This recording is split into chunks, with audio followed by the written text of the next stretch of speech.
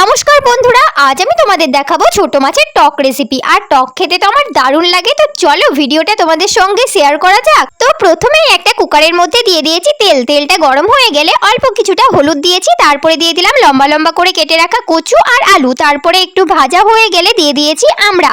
তারপরে পরিমাণ মতো লবণ দিয়ে একটু নাড়াচাড়া করে জল দিয়ে একটা সিটি মেরে নামিয়ে নিয়েছি। ততক্ষণে এই দিকে রাখো, ছোট্ট ছোট্ট মাছগুলোর মধ্যে দিয়ে দিয়েছি পরিমাণ মতো হলুদ লবণ, তারপরে ভালো মতো মেখে দিয়ে দিলাম তেলের মধ্যে।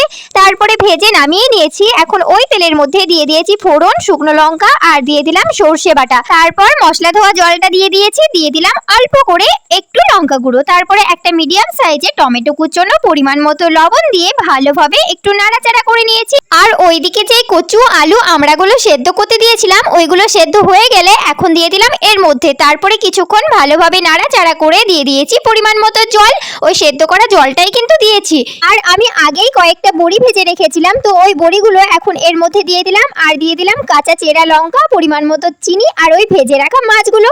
তারপরে ফুটে গেলে নামিয়ে নিলেই ব্যাস খাবার জন্য রেডি। তোমরা তো দেখেই বুঝতে পারছো যে কতটা টেস্টি হয়েছিল খেতে। আমার এই ছোট্ট ভিডিওটা তোমাদের যদি ভালো লেগে থাকে তবে প্লিজ আমার চ্যানেলটিকে সাবস্ক্রাইব করে দিও।